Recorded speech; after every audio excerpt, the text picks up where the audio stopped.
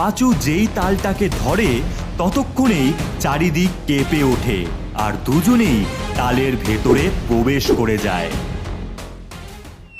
এ ভাই, আমরা কোথায় চলে আসলাম রে? হ্যাঁ রে দাদা, চারিদিকে শুধু তাল চোখে পড়ছে। এ নিশ্চয়ই তালের রাজ্য। দাদা ভয় লাগছে, মার কাছে যাব।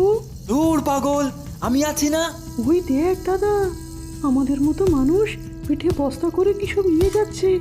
ওই কালো ভূতটা লাঠি দিয়ে মানুষদের মারছে যারা বস্তা টানতে পারছে না। দেখ। আমাদেরও কি মারবে নাকি রে দাদা? জানি না রে, চল দেখি ওদিকে। হঠাৎ করেই সেখানে তেলো আর তুলি আসে, হাতে তাদের তালের বড়া। তোমরা আজ নতুন এসেছো? হ্যাঁ, কিন্তু কিভাবে যে আসলাম? আমরা বাড়ি যেতে চাই। এখানে একবার আসলে বাড়ি ফেরা যায় না।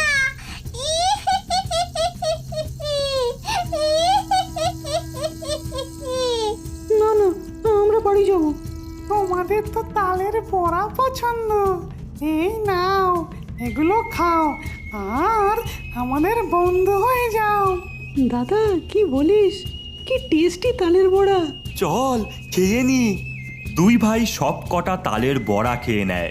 খেতেই তাদের চোখ দুটো লাল হয়ে যায়, তারা বশীভূত হয়ে যায় ডাইনির।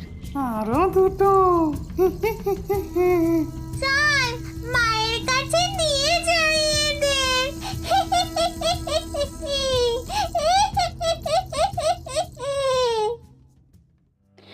হ্যাঁ রে গোপাল, গৌরী, কোথায় তোরা? বাড়ি আছিস? বেরো না রে গৌরী, গোপাল। কি হয়েছে কাকিমা? এমন ভাবে হাঁপাচ্ছ কেন? ওরে, পাঁচু হাবলুকে খুঁজে পাচ্ছি না রে। সেই সকাল থেকে বেরিয়েছে, তালের বড়া খাবে বলছিল, কি যে হলো। শান্ত হও কাকিমা, কিচ্ছু হয়নি ওদের। কোন দিকে গেছিল ওরা? বনের দিকে কাঠ আনতে। আমার খুব চিন্তা হচ্ছে যে, খুব চিন্তা হচ্ছে। আমরা কথা দিচ্ছি তোমায়, ওদেরকে আমরা খুঁজে বার করবই। চল গৌরী। এরপর গোপাল আর গৌরী ছুটতে থাকে। জঙ্গলে পৌঁছাতেই তারা তালের বড়ার গন্ধ পায়, আর সেই গন্ধ অনুসরণ করেই পৌঁছায় সেই জোড়া তাল গাছের সামনে। হাবলু আর পাঁচু মনে হয় এখানেই এসেছে। ওই দেখ দিদি, কত বড় তাল, এখানেই রহস্য আছে। হ্যাঁ, আমার হাতটা ধর ভাই, আর চল।